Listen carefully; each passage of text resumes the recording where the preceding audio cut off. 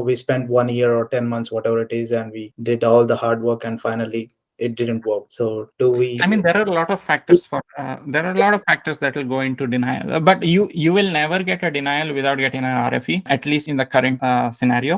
There was a brief amount of time in the middle, I guess, when in the previous administration, I guess, when there were denials without RFEs and stuff like that were generally, not just EB1A, like pretty much every category. And now you'll never get a denial without an RFE, which means you'll get like a chance to know what you need to correct and one chance to correct it, right? But anyway, what are the chances? What are the reasons you get denied? I mean, one is your case itself has no grounds. That's one reason, which as much as possible from my experience, again, like to preface this, I'm not an attorney. This is not legal advice or anything, any professing that I can turn any case around or anything like that. But I filed my own case, so I did not necessarily go with an attorney or anything like that. So based on that knowledge, I help with profile building. And there are other situations where a case gets denied as well, where whatever you're trying to argue or your attorney is trying to argue is not interpreted in the way you mean it by the officer for multiple reasons. The officer is not a tech person like you, so they don't understand a lot of these things, or the officer just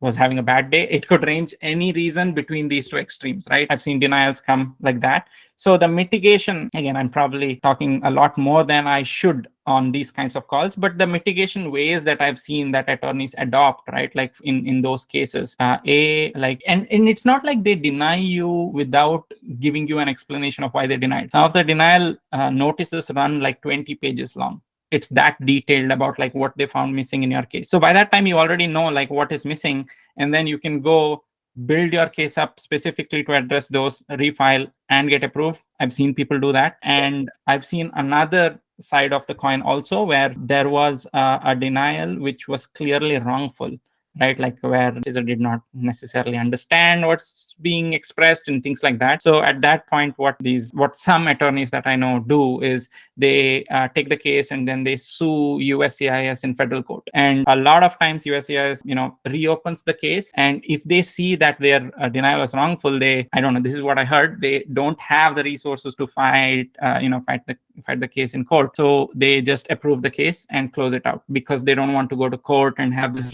drag along and use resources, towards that. Again, I'm not saying that your case will be one way or the other. These are the things that I just heard in general that have happened.